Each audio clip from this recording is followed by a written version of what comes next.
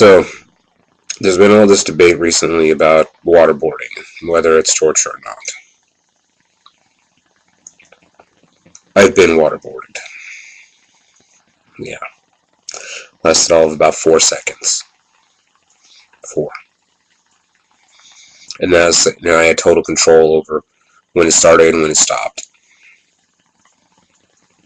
Okay, I wanted to know what that experience was like. Because I knew instinctively, seeing it, hearing people, what it was, that it was torture. But I wanted to, I'm not somebody who's going to sit here and go, it is something, without doing a lot of investigation. And I'm a person that I said, okay, screw it. If I'm going to go out there and put myself out on it, I'm going to go out there and know firsthand. And fortunately, I know people, I'm not going to tell you how, but I know people who know how to do things like that. And so I said, let's try it.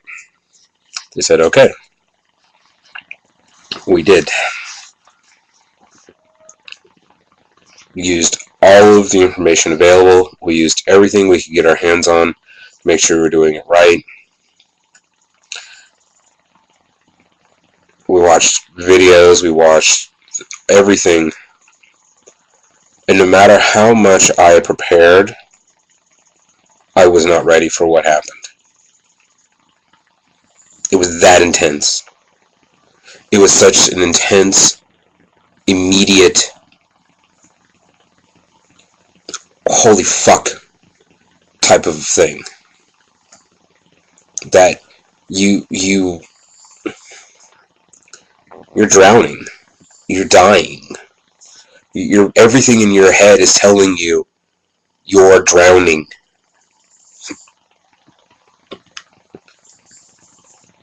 And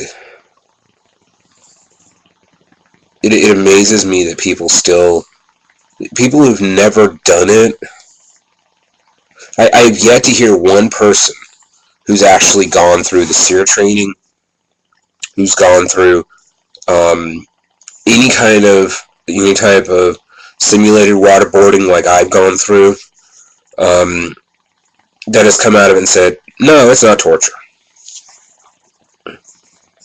Anybody who's actually been waterboarded will immediately tell you it is. Waterboarding is straight out evil. It was intended to be evil. Having gone through it, I know for a fact that any info, regardless whether it was true or not, gathered under it, is basically useless. Because you can't trust it. I love that people keep bringing up that, might even someone today, say that Khalid Sheikh Mohammed had given up the plot to ram an airplane into the library tower in Los Angeles under waterboarding, which is total bullshit because the Khalid Sheikh Mohammed was captured in 2004, and the plot in the Los Angeles the towers was 2003. They actually busted it up in 2003. So unless they had a time machine, waterboarding didn't stop anything. I've yet to see one bit of info that has come out that actually has saved lives through waterboarding. And I hate to tell people, but it's just not. There's just not. There's nothing. I think honestly that the right-wingers are shooting themselves in the foot with this issue. They're way overplaying their hands with the Nancy Pelosi thing. Doesn't matter if she knew or not. That's really irrelative in this subject. The fact is that we did it. We broke many treaties that we signed. And even the Bush administration had to pull the justification for it, because they knew it was really bad lawyering. We're even finding out info that they possibly started doing waterboarding before they had the legal justification to do waterboarding, even though that justification was later revoked.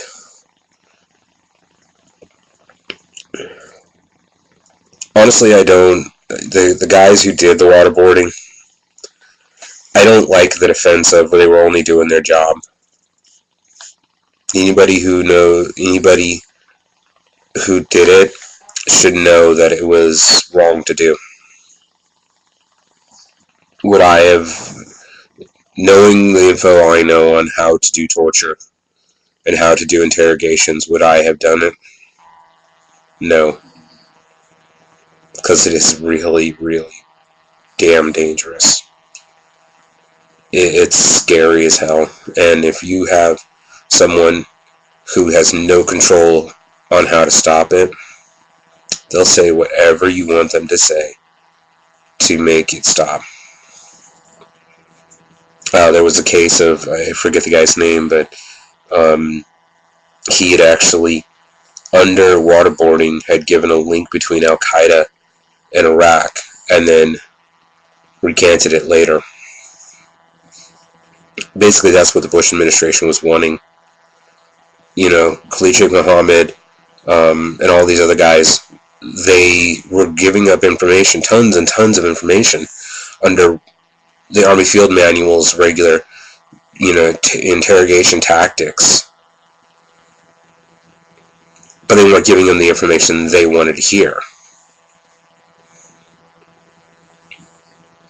So suddenly they decided to go with enhanced interrogation, which is just a euphemism for torture. I had somebody say, well, if we put them in a small cell, we could consider that torture. No. The Army Field Manual has very, very clear definitions of things you can do and things you can't do that are legally tested against treaties that we've signed. The Army Field Manual has very specific rules on how we can do interrogations that are legal. And guess what? 90% of the time, they're effective. There's some guys that we're going to do torture on and everything, and they're not going to tell us anything we want to hear. They'll lie to us. They'll tell us what they think we want to hear, but not tell us the truth.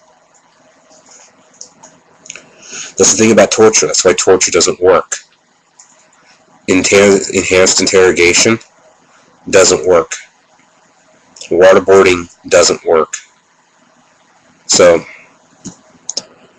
anybody who wants to think that, we're safer because we torture, you have no understanding of this country or the values of this country. You are the ones that keep coming at us saying that we're destroying the country. Bullshit. By stooping to the level of the terrorist, by doing torture, that's destroying this country. So, I really am tired of this debate, because we shouldn't be debating whether waterboarding is torture or not. It is. What Nancy Pelosi knew really is a relative, because we shouldn't have been waterboarding in the first place. So, that's it.